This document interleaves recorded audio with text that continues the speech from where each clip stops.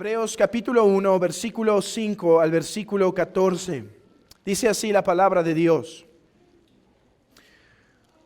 Porque ¿a cuál de los ángeles dijo Dios jamás: mi hijo eres tú, yo te he engendrado hoy? Y otra vez, yo seré a él padre y él me será mi hijo. Y otra vez, cuando introduce al primogénito en el mundo, dice: adórenle todos los ángeles de Dios. Ciertamente de los ángeles dice el que hace a sus ángeles espíritus y a sus ministros llama de fuego. Mas del Hijo dice: tu trono, oh Dios, por el siglo del siglo. Cetro de equidad es el cetro de tu reino. Has amado la justicia y aborrecido la maldad. Por lo cual te ungió Dios, el Dios tuyo, con óleo de alegría más que a tus compañeros. Y tú, oh Señor, en el principio fundaste la tierra, y los cielos son obra de tus manos. Ellos perecerán, mas tú permaneces. Y todos ellos envejecerán como una vestidura, y como un vestido los envolverás y serán mudados. Pero tú eres el mismo y tus años no acabarán. Pues ¿a cuál de los ángeles dijo Dios jamás: siéntate a mi diestra hasta que ponga a tus enemigos por estrado de tus pies? ¿No son todos espíritus ministradores enviados para servicio a favor de los que serán herederos de la salvación? Niños, ustedes tienen un don particular que ustedes aman. Sus papás también, aunque no siempre. ¿Saben cuál es ese don o esa habilidad que tienen? Tienen el poder mágico de poder hacer una pregunta tras otra, tras otra, tras otra. ¿Qué? ¿Cómo? ¿Por qué? ¿Cuándo? ¿Cómo? ¿Dónde? ¿A qué hora? De manera que si el papá a veces no los para y dice: a ver, ¿es suficiente esto que te estoy diciendo? Si no fuera porque el papá o la mamá los para, espero que sea así, no simplemente los ignore. Sí, como quieras. ¿Cómo? Como quieras, mi amor. No, sino que diga: ¿ya?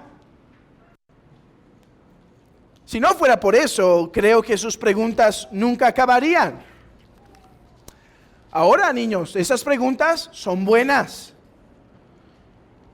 Hay que alentar que los hijos pregunten así. Pero al mismo tiempo hay que ponerles orden.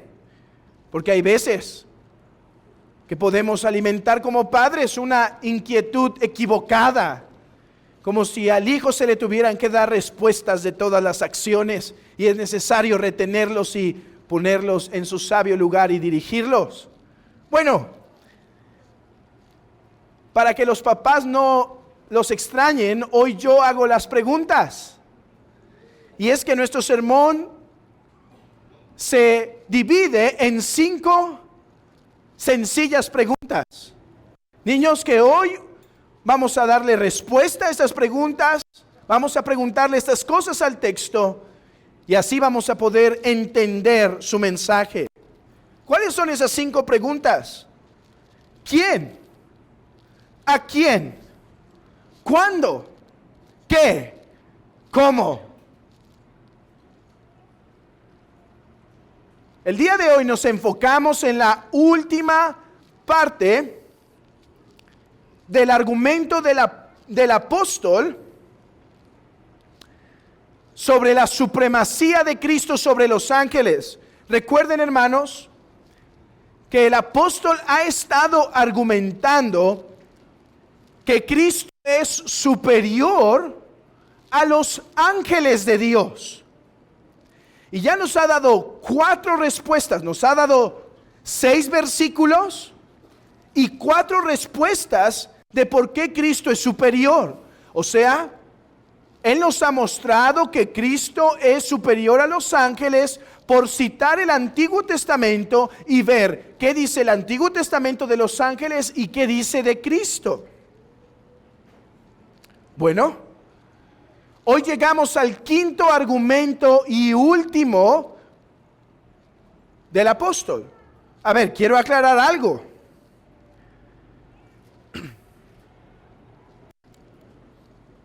No es la última vez que nos vamos a topar con ángeles, porque en el capítulo 2, después de ese intermedio del versículo 1 al 4, vuelve a hablar de los ángeles. Pero podríamos decir que se cierra un pensamiento aquí de la superioridad de Cristo sobre los ángeles. Hemos visto que Cristo es superior a los ángeles porque es unigénito, hijo unigénito. Hemos visto que es superior a los ángeles porque es primogénito.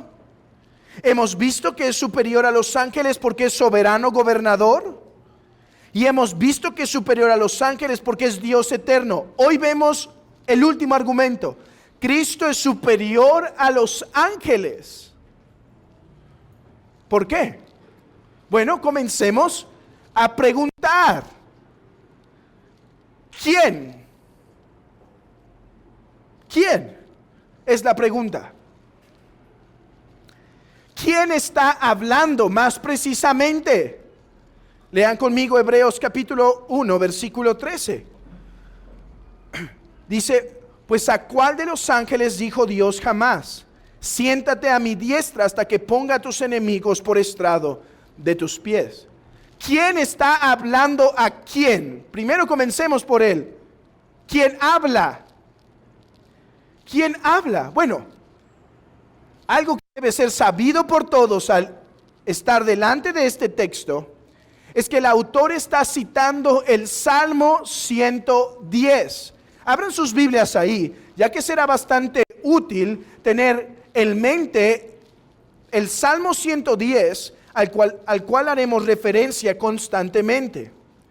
Antes de responder la primera pregunta, leamos Salmo 110. Salmo 110, uno de los salmos más citados en el Nuevo Testamento. Dice así: Jehová dijo a mi Señor, siéntate a mi diestra hasta que ponga a tus enemigos por estrado de tus pies.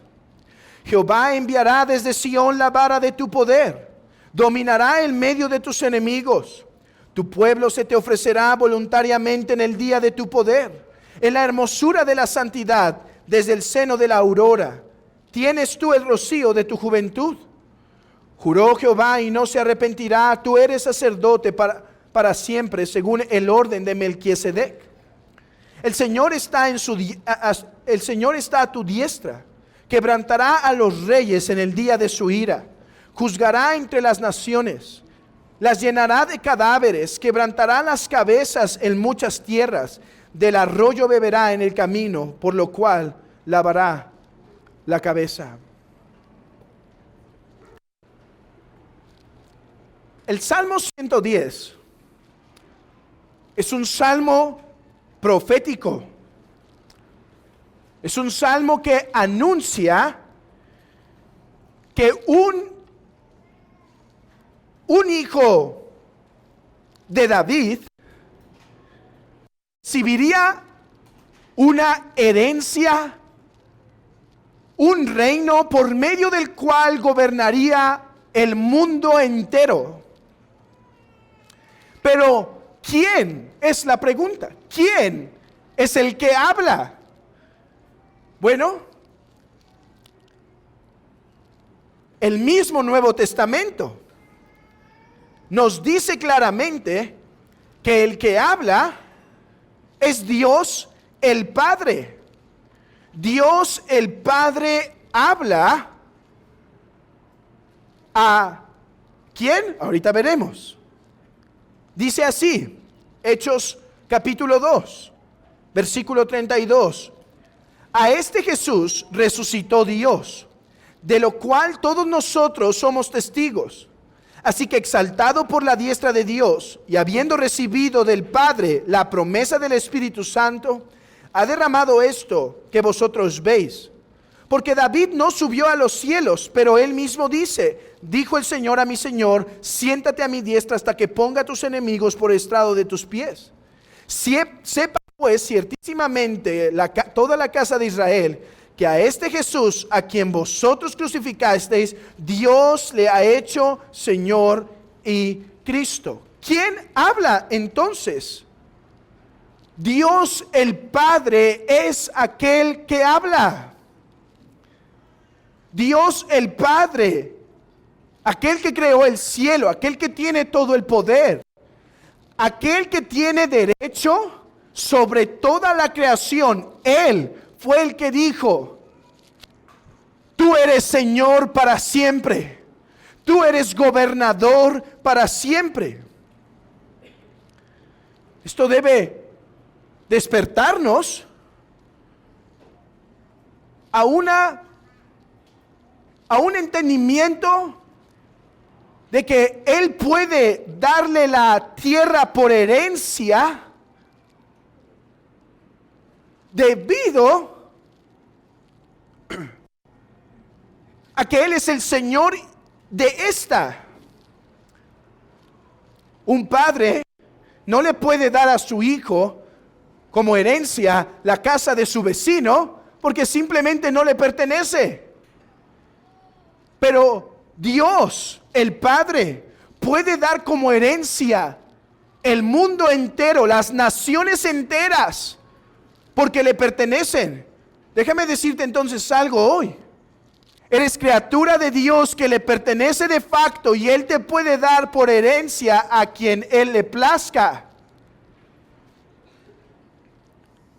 Sea que estés rendido a Él o sea que te rebeles a Él, eres criatura de Dios, que ha sido formado por ese Dios y por lo tanto le perteneces.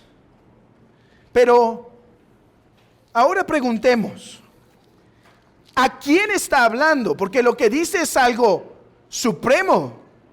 Siéntate a mi diestra para que gobiernes el mundo. ¿A quién está hablando? Leímos en Hechos capítulo 2 que está hablando a Jesucristo, que aquel que era el objeto de su discurso era Jesucristo mismo. Dios el Padre prometió a su amado Hijo hacerlo Señor sobre todos.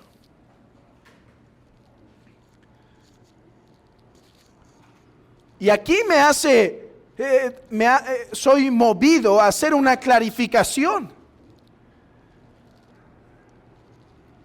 Esto es un aspecto profético que el Padre promete al Hijo.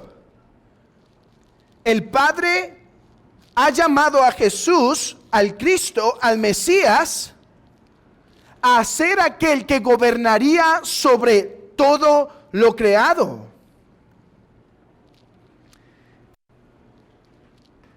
Pero debemos entender que es como Mesías que le es entregado este imperio y este reino. Y es que esto despierta nuestra mente de que si esto lo declaró el Padre a Jesús, esto demuestra que Jesús es verdadero Dios de verdadero Dios. ¿Por qué? Abran conmigo sus Biblias en Mateo capítulo 22. Hay un diálogo que está llevando Jesús con los judíos de su tiempo y ellos no querían recibirlo como el Mesías y por lo tanto Jesús cuestiona a sus oyentes. En el versículo 41, y estando junto a los fariseos, Jesús les preguntó diciendo: ¿qué pensáis del Cristo? ¿De quién es hijo? Le dijeron: de David. ¿Y es verdad? ¿El Cristo era hijo de David? Sí, tenía que ser. Mateo 1 de hecho se encarga en establecernos eso. Pero escuchen. Él les dijo, pues como David en el Espíritu llama al Señor diciendo, dijo el Señor a mi Señor. Literalmente se lee, dijo Jehová a mi Adonai. Dijo Jehová a mi Señor, siéntate a mi diestra. Así que, ¿a quién dirigió el Padre estas palabras? Las dirigió a Jesucristo, que no solo es verdadero hombre, sino que es verdadero Dios. Y llegamos a una tercera pregunta, así que estamos avanzando bastante bien. Y la pregunta es, ¿cuándo? ¿Cuándo dijo el Padre al Hijo, siéntate a mi diestra hasta que ponga a tus enemigos por estrado de tus pies? Hermanos, esta pregunta es clave, ya que esta pregunta nos puede librar de mucho error teológico. La respuesta es esta. El Padre profetizó y prometió esto al Hijo antes de que el mundo fuera. David está narrando el Salmo muchos años antes de que Jesús naciera, pero déjenme decirlo así, David incluso está registrando algo que había pasado antes que el mismo David existiera. O sea, David alcanza a escuchar, estoy usando lenguaje de hombres para explicar verdades divinas, ¿sí? No nos imaginemos tal cual como si hubiera dos personas platicando o algo, pero déjenme usar este lenguaje para que todos entiendan, incluso ustedes niños. En el Salmo 110, David, que no solo es rey, sino que también es profeta, como nos dice los apóstoles, David es como si alcanza a escuchar una conversación que tuvieron el Padre y el Hijo, antes de que el mundo fuera, donde el Padre le promete al Hijo, yo te haré rey sobre toda la tierra. Así que aunque David lo narra unos siglos antes de que Jesús existiera, las palabras que está diciendo fueron incluso antes de David. Solamente que Dios ahora le está permitiendo vislumbrar algo de lo que pasó antes de que el mundo fuera creado. Y de hecho, de esto tenemos testimonio en el Nuevo Testamento de forma abundante. Que Dios había predestinado a Cristo para que Él fuera el Señor de gloria. No obstante, no hemos respuesto a la pregunta ¿cuándo? O no hemos respondido de forma completa cuando el Padre le dijo estas palabras a Jesús. Si tú me dices, se las dijo en la eternidad pasada, estás bien. O me dices, se las dijo cuando David las registró. Bueno, en un sentido podemos decir que proféticamente se las dijo ahí. Pero si nos quedamos ahí, estamos a la mitad. Y es que hay otra cosa que debemos entender. Estas palabras, aunque las dijo en la eternidad el Padre al Hijo, se cumplieron, se realizaron. O sea, se dijeron de forma absoluta y completa hasta la resurrección y exaltación de Cristo. Abran sus Biblias en Hechos capítulo 2.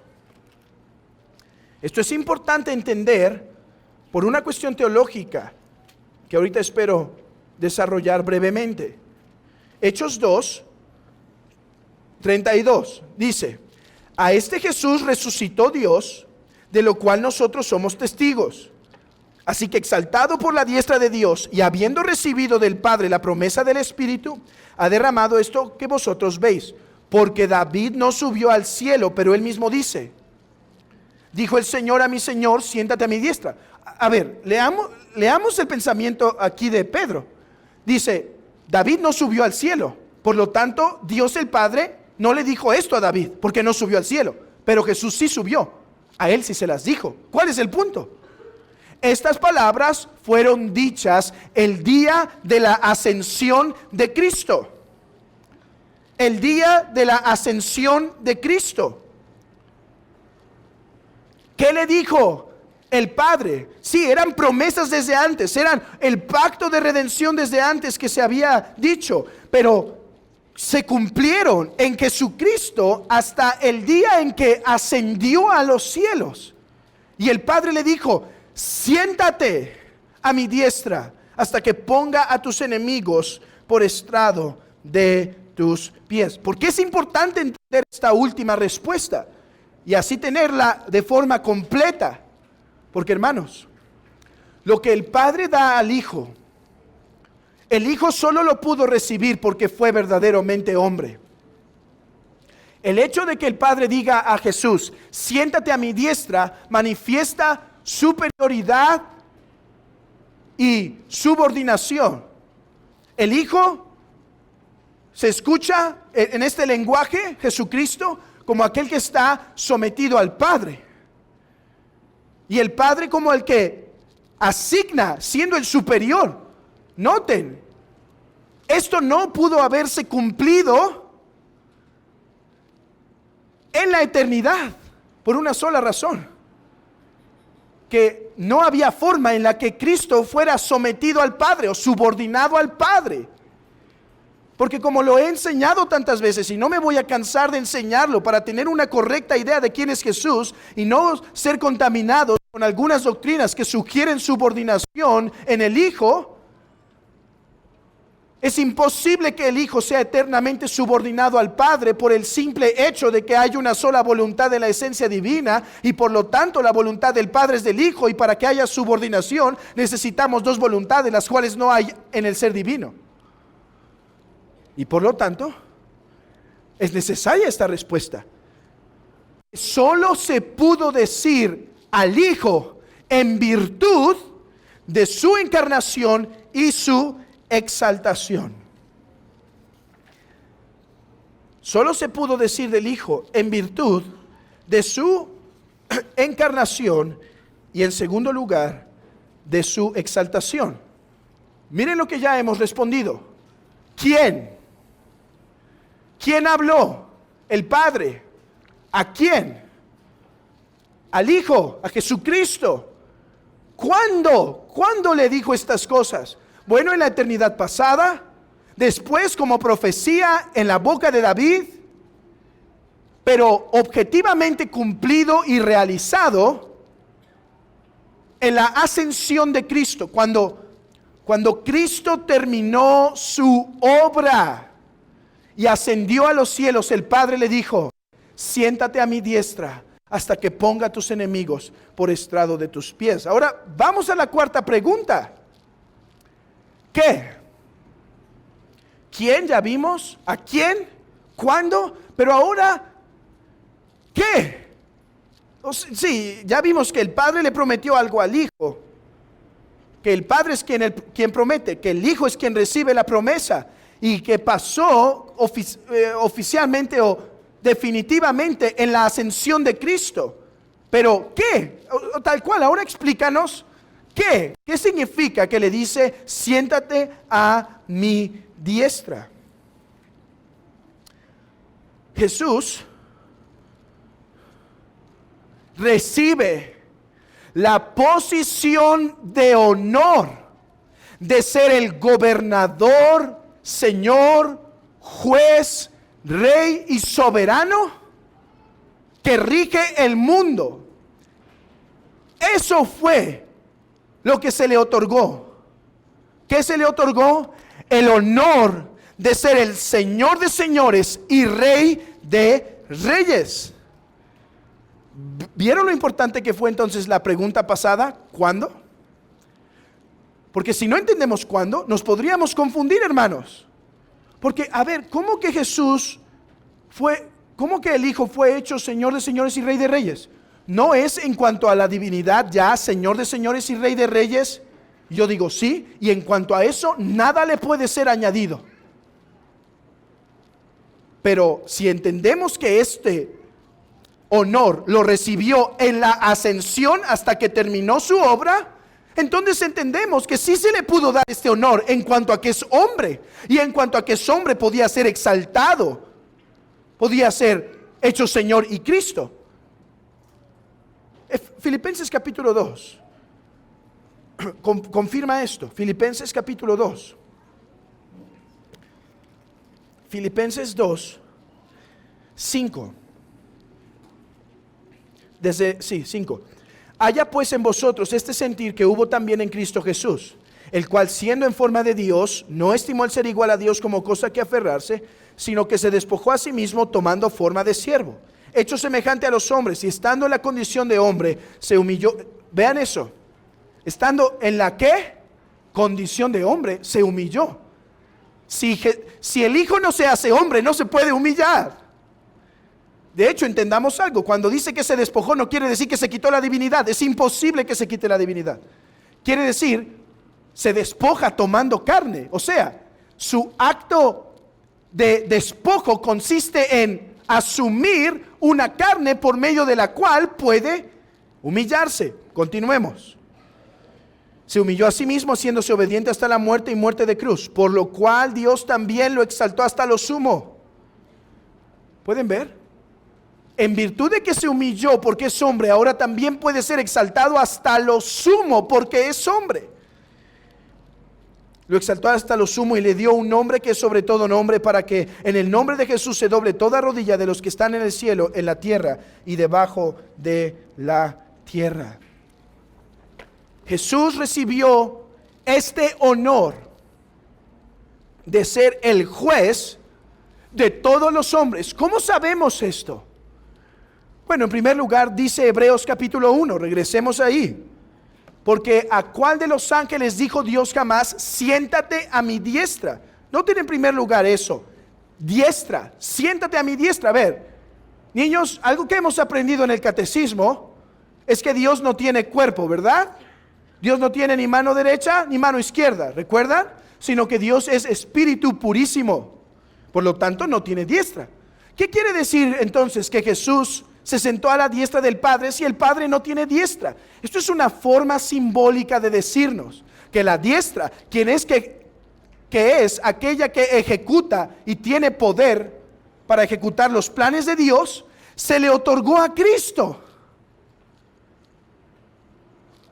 Se le dice, siéntate a mi diestra no para que tome un asiento físico, sino para declarar a todos los hombres que el Padre, así como nuestra mano derecha sirve para ejecutar los planes, porque somos más, hasta tenemos un dicho, ¿no? Somos más diestros con nuestra mano. Bueno, perdónenme los zurdos en esta ocasión.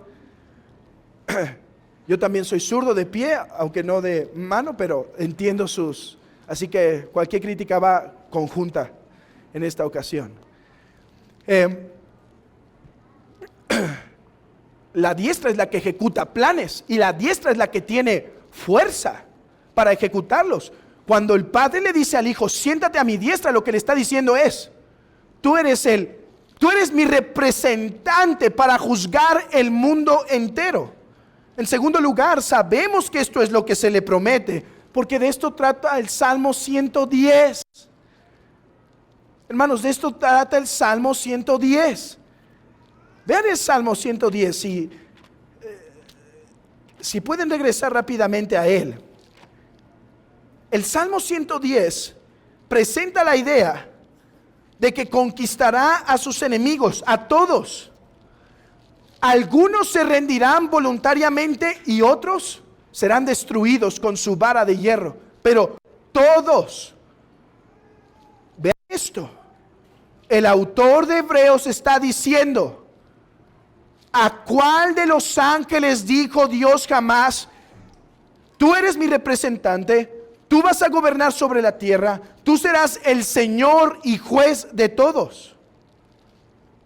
Es lo que trata el Salmo 110, un reino perpetuo, un reino que no va a acabar. Jehová enviará desde Sión la vara de su poder, dominará en medio de sus enemigos. Versículo 3, tu pueblo se te ofrecerá voluntariamente, aunque otro será vencido por medio de juicio. Pero todos quedarán en juicio. ¿Cómo sabemos además que lo que el Padre promete al Hijo es honor de gobierno sobre todos, hermanos. Porque era parte de la recompensa de Cristo por sus sacrificios. ¿No dice el Salmo 2? Pídeme y te daré por herencia todas las naciones y como heredad los confines de la tierra.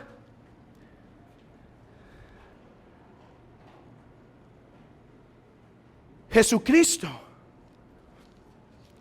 recibe el honor de ser el juez, el honor de ser el juez sobre todo lo creado, en virtud de haber concluido su obra en la tierra. Hermanos, es su recompensa por su sacrificio. Es su recompensa por haber concluido la obra. Esto lo vimos una y otra vez en el libro de Isaías, en el capítulo 53. Revisamos cómo a Cristo se le promete la herencia de las naciones.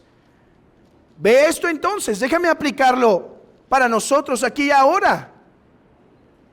Dios es tu creador, eres su criatura, le perteneces. Bueno, Él te ha dado a Cristo como su herencia, de manera que estés sometido a Él para siempre.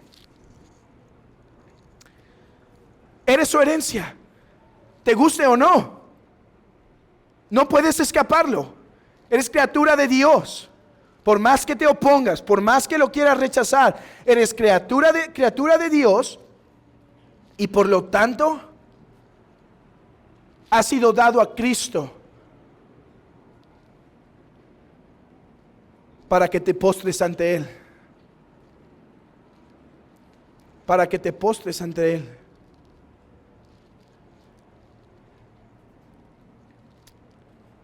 El Padre prometió al Hijo ponerle a todos sus enemigos. Hermanos, ese texto es poderoso. El Padre prometió al Hijo diciendo: ahora siéntate y yo me encargo que todos se inclinan ante tus pies. Oh, es que el Padre ama al Hijo y toda herencia ha dado el Padre al Hijo, y por lo tanto al final de los días nadie juzgará, ni el Padre, sino el Hijo, porque lo puso como juez y Señor de todos. ¿Cómo debemos interpretar entonces este mundo? Como el acto de Dios de llevar todas las cosas a los pies de Jesús. Allí terminarás. Hoy te puedes erguir, hoy te puedes rebelar y agarrar para no inclinarte, como cuando viene ese fuerte viento e intentas imponerte. Hoy te puedes erguir, pero vas a acabar bajo sus pies. Ahora, no sé a ustedes, pero para mí hubo un pequeño conflicto al principio que no me dejaba avanzar en mi meditación hasta no resolverlo. Y debido a que pienso que hay algunos aquí que pueden tener ese mismo conflicto, y si no se los pongo para que me acompañen en el sufrimiento, déjenme elaborar en esto. Abran sus Biblias en 1 Corintios capítulo 15. Porque cuando leía el Salmo 110 y Hebreos capítulo 1, 1 Corintios 15 venía a mi mente, y aunque lo intentaba ignorar, no podía. Y van a ver por qué. Versículo 25.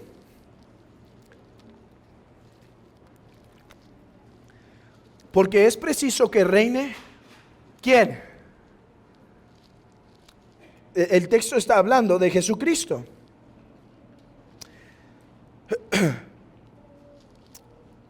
hasta que haya puesto a todos sus enemigos debajo de sus pies.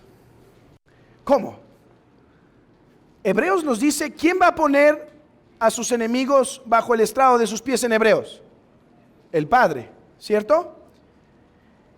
Y en 1 Corintios, ¿quién pone a los enemigos bajo el estrado de sus pies? Cristo. ¿Cómo armonizamos esto? Bueno, creo que John Owen da al clavo con su respuesta. No debemos imaginar que lo que está diciendo Dios el Padre a Jesucristo es: siéntate, no hagas nada, ahorita yo me encargo. No, dice Owen, debemos entenderlo así. Dios el Padre, el Creador y Señor de la tierra, así como Dios el Hijo y Dios el Espíritu Santo, que tienen todo juicio bajo sus manos, toda criatura bajo su voluntad. El Padre dice a Jesucristo, quien es el Verbo encarnado, y le dice: siéntate, que, parafraseando, vamos a poner a tus enemigos por estrado de tus pies. O sea, ¿en qué sentido el Padre participa en someter a los enemigos de Cristo bajo sus pies? En primer lugar, en que esa es una autoridad que el Padre tiene en virtud de ser el Padre. Y en ese sentido se la da al Hijo. En segundo lugar, y con esto continúo en nuestra última pregunta. En segundo lugar, porque no hay operación, no hay obra que el Padre hace donde el Hijo no actúe también. O sea, cada vez que el Padre va a poner los enemigos de Cristo bajo sus pies, necesariamente el Hijo y el Espíritu Santo obran, porque el poder de la bendita Trinidad es indivisible.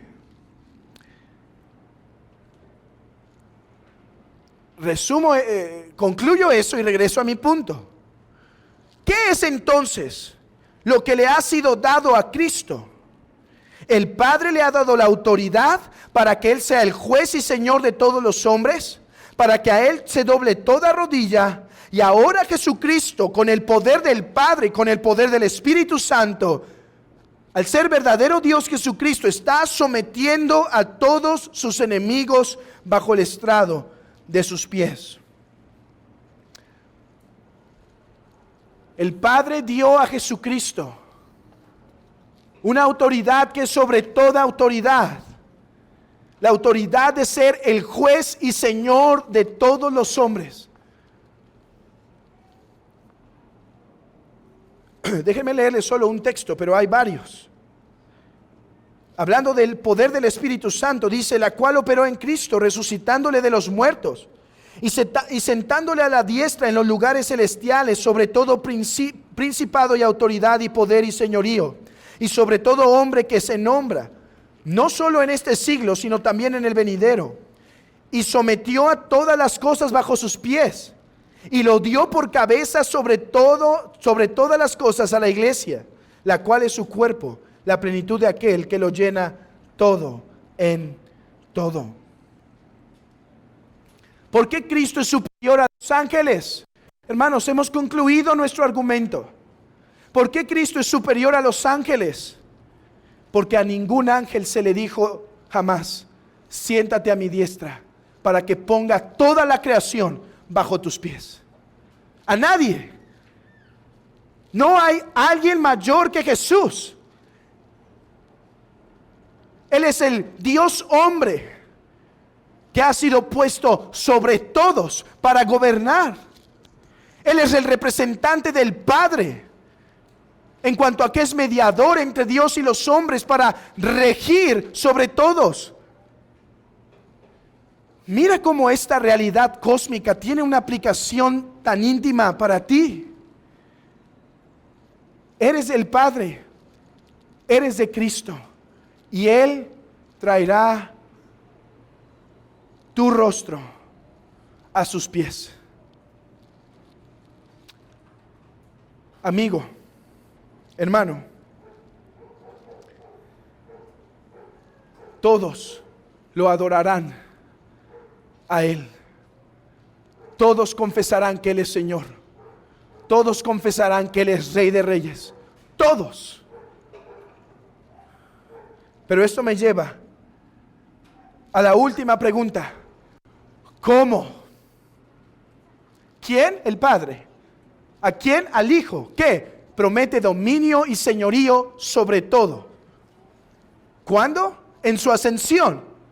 ¿Cómo? ¿Cómo es que esto se cumpliría? ¿Cómo es que todos van a quedar a los pies de Cristo? Abran sus Biblias en Josué, capítulo 10. Aquí tenemos la clara respuesta. Josué capítulo 10, que es un anticipo histórico del Salmo 110, si lo queremos ver así. Josué 10.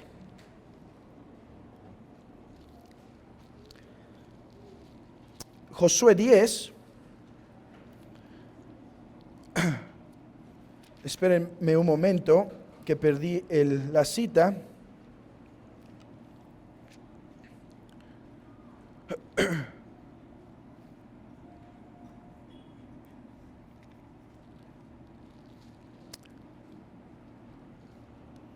Versículo 22. Josué 10, 22. Hermanos, léanlo con atención conmigo, porque este texto ilumina cómo todos van a quedar bajo sus pies. Amigo, ¿cómo es que vas a quedar bajo sus pies? Hermano, ¿cómo es que has quedado bajo sus pies? Leamos con atención. Entonces dijo Josué: abrí la entrada de la cueva y sacad de ella a esos 5 reyes. Y lo hicieron así. Y sacaron de la cueva a aquellos 5 reyes: al rey de Jerusalén, al rey de Hebrón, al rey de Jarmut, al rey de Laquis, al rey de Eglón. Y cuando los hubieron llevado a Josué a todos los varones de Israel, llamó Josué a todos los varones de Israel y dijo a los principales de la gente de guerra que había venido con él: acercaos y poned vuestros pies sobre los cuellos de los reyes. Y ellos se acercaron y pusieron sus pies sobre los cuellos de ellos. Y Josué les dijo: no temáis, no os atemoricéis, sed fuertes y valientes, porque así hará Jehová a todos vuestros enemigos contra el cual peleáis. Y después de esto, Josué los hirió y los mató, y los hizo colgar en 5 maderos, y quedaron colgados en los 5 maderos hasta caer la noche. Y cuando el sol se iba a poner, mandó Josué que los quitasen de los maderos y los echasen en la cueva donde los habían escondido, y pusieron grandes piedras en la entrada de la cueva, las cuales permanecen hasta hoy. Díganme si esto no es una tipología perfecta de lo que estamos hablando. ¿A qué voy? El Padre dijo a su Hijo: el Señor está a tu diestra, quebrantará a los reyes, Salmo 110, en el día de su ira, juzgará entre las naciones, las llenará de cadáveres, quebrantará las cabezas en muchas tierras. ¿Cómo van a quedar todos bajo sus pies? ¿Cómo? El Padre, al final de los días, presentará a todos los enemigos de Cristo enfrente de Él. Y el Hijo los juzgará a cada uno, como Josué juzgó a esos príncipes, y pondrá su pie, hablando simbólicamente, sobre su cuello, y les castigará con muerte eterna. Vean qué perfecta ilustración. ¿Por qué Josué no acaba simplemente diciendo los mataron y ya? Dice, los encerró en una caverna para siempre, la cual permanece hasta hoy. Para darte a entender que el juicio que el Padre traerá ante todos que el significado de que vas a quedar bajo sus pies quiere decir que verás la muerte segunda. No solo la primera muerte, que es la separación de nuestra alma y nuestro cuerpo, sino que serás resucitado y te presentarás ante Cristo. Y si eres su enemigo, pondrá su mano de castigo sobre tu cuello y te echará a la caverna para siempre, para que seas encerrado con fuego y azufre. Así lo hará. ¿A quiénes? A sus enemigos. ¿Quiénes son los enemigos de Cristo? Todo aquel que está abiertamente contra Él y contra su iglesia. Amada iglesia, déjame levantar tu ánimo cuando vemos este mundo que es perverso. Los poderosos que se oponen ante Dios y levantan contra Él su mano y contra su iglesia, van a quedar bajo los pies de Cristo. Ese político perverso de las naciones, ese poderoso que tiene economía y hace maldades, aquellos que persiguen a la iglesia y la perseguirán, van a lamer el polvo bajo los pies de Cristo. Y pon el nombre que quieras a estos. Puede ser un político, puede ser un poderoso, pueden ser los ideólogos, pueden ser los hombres poderosos que están intentando traer tanto mal a este mundo. Todos quedarán bajo sus pies. Hermanos, que no veamos que todo ha sido puesto bajo sus pies no significa que no va a pasar. El mismo autor de Hebreos, vamos a ver en unas semanas, dice, y hoy vemos que no todo está bajo sus pies. Así dice en el capítulo 2. Hoy vemos que no todo ha sido puesto bajo sus pies, pero todo quedará bajo sus pies, porque a Cristo se le dio la autoridad y dominio del reino venidero. Amada iglesia, los ángeles y los santos preguntan a Jesús mientras su iglesia padece en la tierra: ¿hasta cuándo, oh Señor? ¿Hasta cuándo no vas a regresar a la tierra y hacer justicia de tus adversarios? Y Él dice: deja, porque es necesario que se cumpla el número de los elegidos. Todos los mártires tienen que llegar. Oh, pero sepan esto, querida iglesia: todos los que persiguieron la iglesia, la persiguen y la perseguirán, quedarán bajo sus pies. Cristo hará venganza de sus enemigos. Cobra ánimo. El día que seas movido a renunciar la fe porque los días son más oscuros, cobra ánimo. Es mejor morir ahora y estar de parte del Rey de Reyes y Señor de Señores, que vivir ahora y enemistarte contra el Rey. ¿Qué harás tú? ¿Te constituyes amigo del mundo y enemigo de Dios? Teme. Porque sus enemigos no solo son los poderosos y los ricos, los de las grandes corporaciones que están intentando hacer mal. Ese séquito de hombres perversos. Su enemigo eres también tú, que no te arrepientes de tus pecados. Porque la Escritura es clara, que el que no es con Cristo es contra Cristo. Y si tú no estás con Cristo, eres su enemigo. Lo que quiere decir que aunque no te opusiste a Él levantando el puño, o no perseguiste a la iglesia, con tu pecado afrentas al Rey de Gloria. Y de la misma forma en la que Josué puso a sus enemigos bajo sus pies, tú también quedarás bajo sus pies.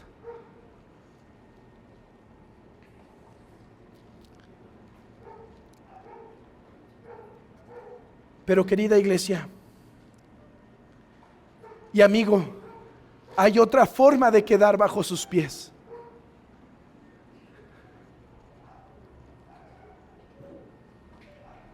Postrándote. Salmo 110. Vean brevemente nuevamente el Salmo 110.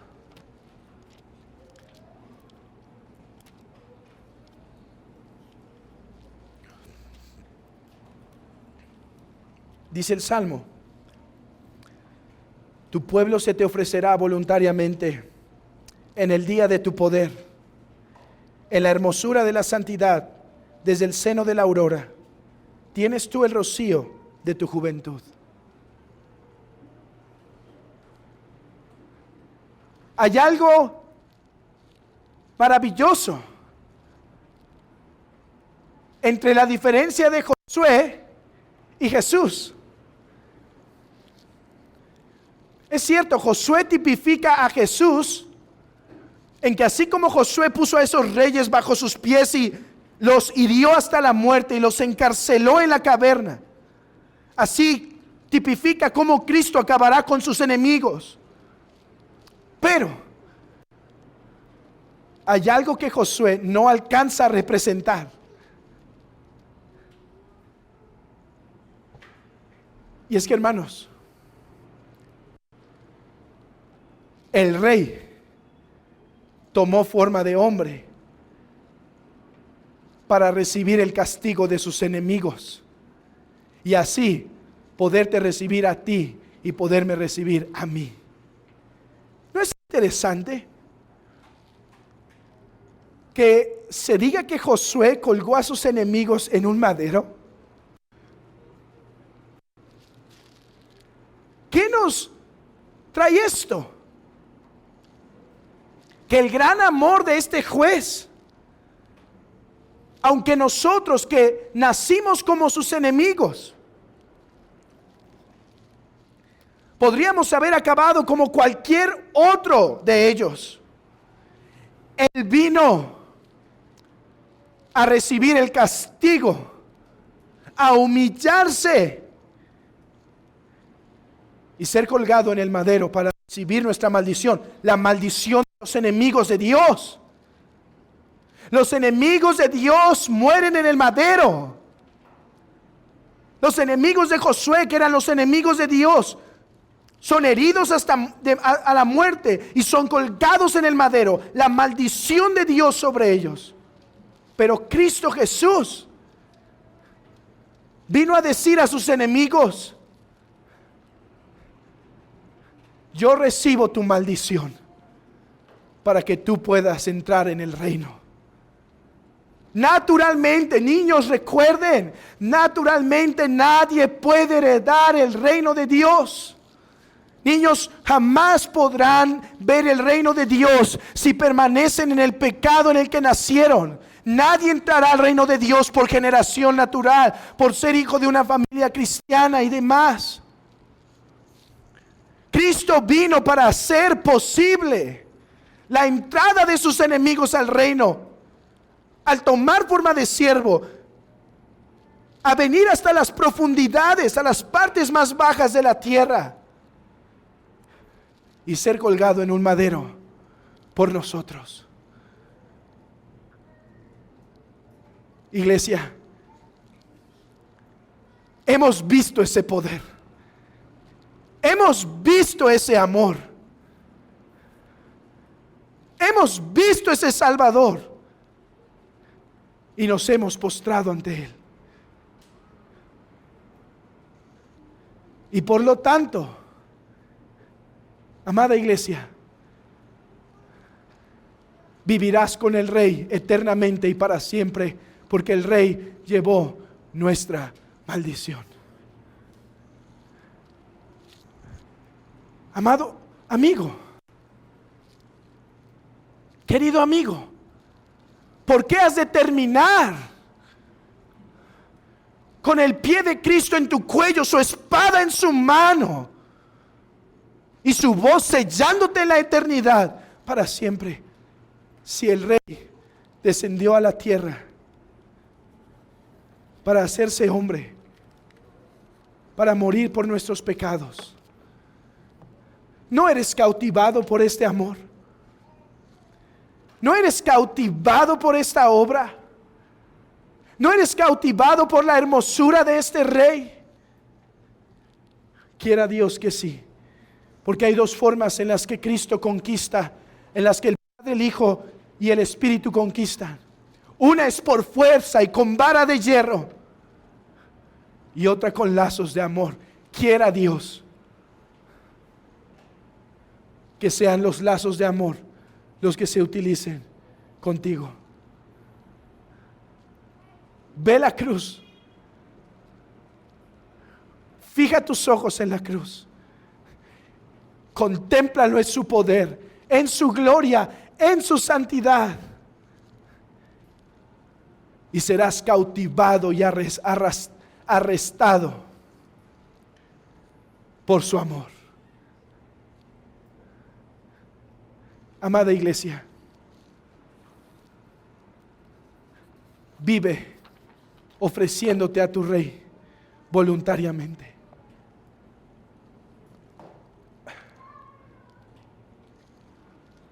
Él vino a llevar nuestra maldición para introducirnos al reino, hermano. Él vino para que tú tengas una morada en el cielo, para que el Padre no te rechace. Él vino para que tú seas recibido. Hermano, solo hay una respuesta adecuada para ello. Rendición, entrega, obediencia, sacrificio.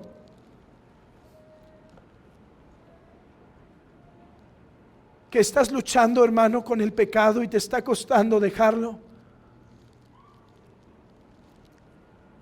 Recuerda que eres su esclavo y que Él da su espíritu a su pueblo.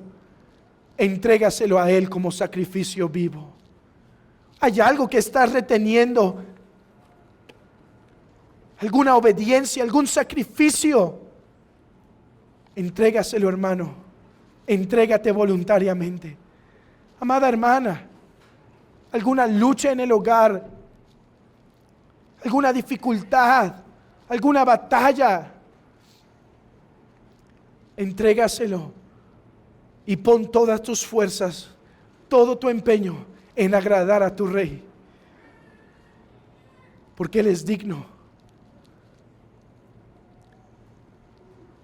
porque el justo vino por los injustos para llevarnos a Dios. Quiera Dios usar su palabra en nuestros corazones para entregarnos a Él más y más.